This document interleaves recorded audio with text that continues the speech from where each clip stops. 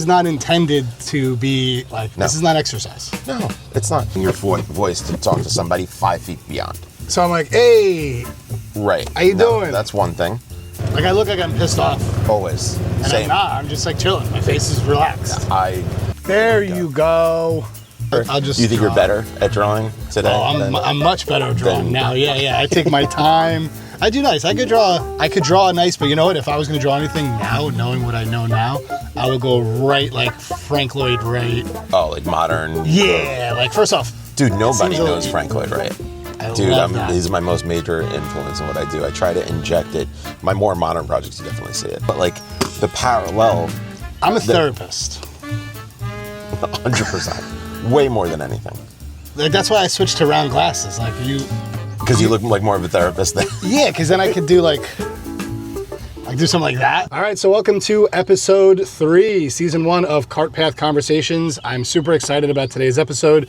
I'm with my buddy Dan D'Agostino from Plan Architecture. And if you don't know about Plan Architecture, I would say it is the absolute premier architecture firm in Bergen County, New Jersey, all over. Dan is just an awesome guy, very talented, and I hope you guys enjoyed today's episode.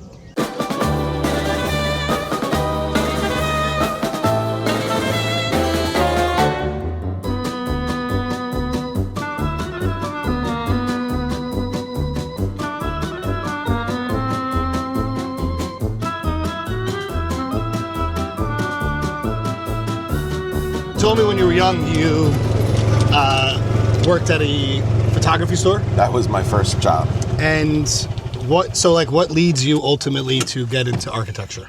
I knew before that. I actually took that on first paycheck, let's say. So The first thing that I would do was I was a sophomore in high school and I went and interviewed after a baseball game in my baseball uniform for a guy named Pat Marquetta. And it was a small 3-person architecture firm. They did strip malls. Okay. And I asked them if I could work there. What could you do? I run prints. I'll do formats. But at that time, there were faxes. There was, printing was a big thing. There was literally blueprints. You'd run blueprints. So that was my first job. But I knew going into high school. So I grew up in Fairview. I went to a Catholic school, Our Lady of Grace. Okay. I tested into and was accepted to High Tech High for the architecture program. Okay. That's cool. At that point, I moved to Bergen County, couldn't go to Hudson County Tech any longer. Oh, wow. So then I went and took some drafting classes. So I learned how to draw on the computer. I could always draw well. My father pushed me. You were always drawing, as a kid? Always. I wanted to be an artist, and my father was like, you're not going to be an artist. There's no marker for that. And what is with parents telling kids they can't be artists? Italians, 500, 600 years ago, you would have been like a Renaissance master. Yeah. Our generation. But you want to... Thankfully, because with AI, truly, I think I would have been, if my father knew this, which he didn't, he would have been so right, because you can't, but I was able to illustrate to the point where... One day AI is going to exist. You're not going to be needed, Danny boy. You're not going to be needed. I don't even know if that's how you... No, he wouldn't talk with that heavy of an accent. His father did. And then when did you open up your own firm? So in 2014... January 2014, we just were expecting my daughter. I was like, you know what? Now's the time to do it. I graduated in 2006. I went through internships, which you have to do. I went through the exams. I got the exams passed. And I just wanted to... I was never happy working anywhere. I'm partially unemployable. Yeah. But I'm also partially... I feel the same way. I couldn't... I'm a little unemployable. I can follow directions. I can listen, but... Yes. I didn't like inefficiency. I couldn't deal with ego. I felt like client-centric and service was never on the architect's agenda. And historically, you think of an architect, they're typically egotistical people. And I never really liked I didn't like look at George Costanza's ego. That's the number one thing. Art Vandelay. Art Vandelay. To this, I guarantee if I go on my phone, within the last 10 days, somebody called me Art Vandelay. It's never going away. And it doesn't help that I look like George Costanza. That's the other I could see a little When I used to dress like him, it was even worse. When I had the hair before yeah.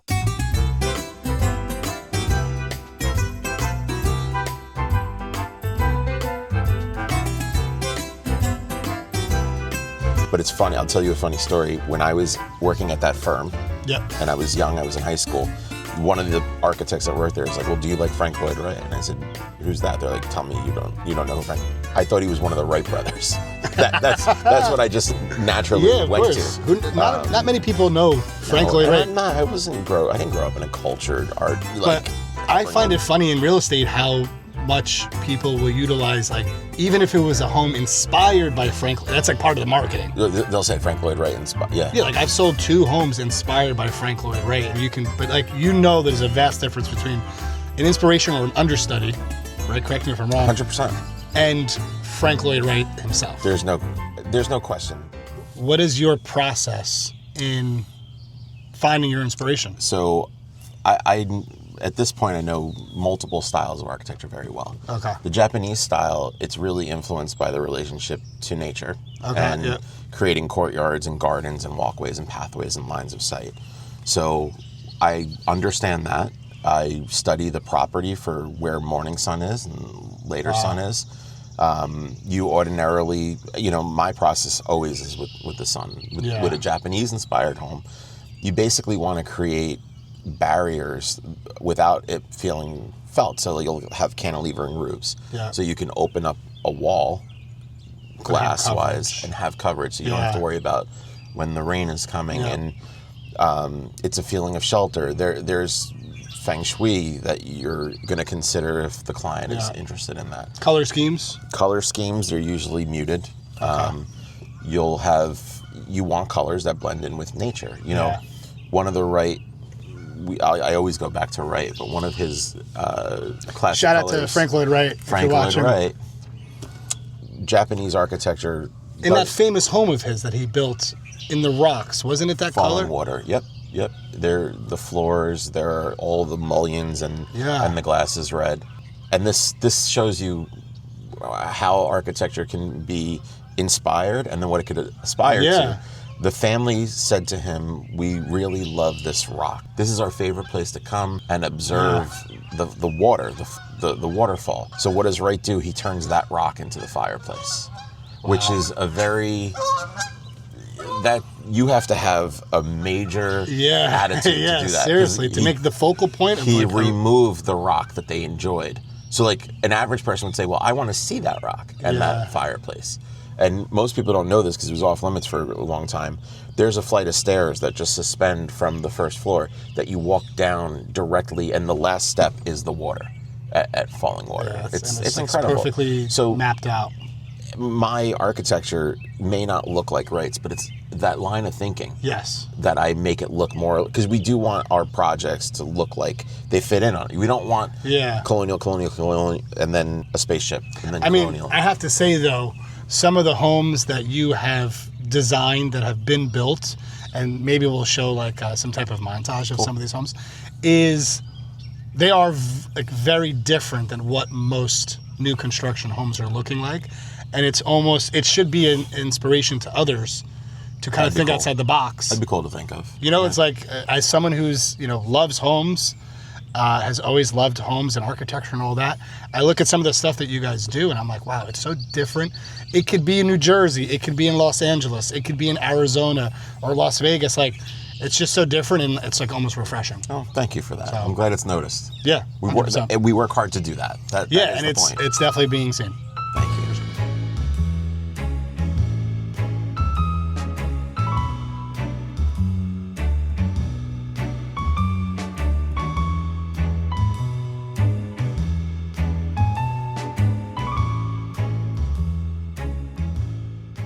Design is where we can have a lot of fun.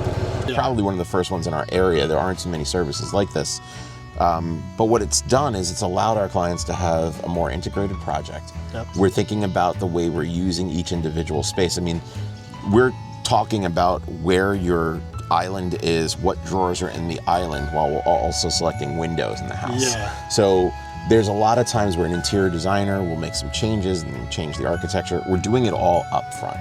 And again, this is also that we're creating architecture around how a person's living, as opposed to just creating a house with an assortment of rooms, which is the typical architectural profession. Exactly. And the other side of it is that we get these beautiful projects that we can photograph, and our clients have a very clear understanding before they even start construction what their kitchen's going to look like. Yeah. So this is another parallel between what you and I do. You sell homes that are there. You get to walk the people there and show them what it is. It's finished, it's done. I'm selling homes that are not there. Yeah. So I've got to rely on our ability to design, create a concept, string that concept through the house, and then represent it to them. Yep. So it's a very similar process between our And two you're fields. almost like restructuring the order of operations in one which would approach a new build. I am going to the end to get back to the beginning. Yeah, it's like a Quentin Tarantino way of It's going you about just it. again right? that might be we are the Quentin Tarantinos of architecture and design. Yeah. You got your Scorsese's out there.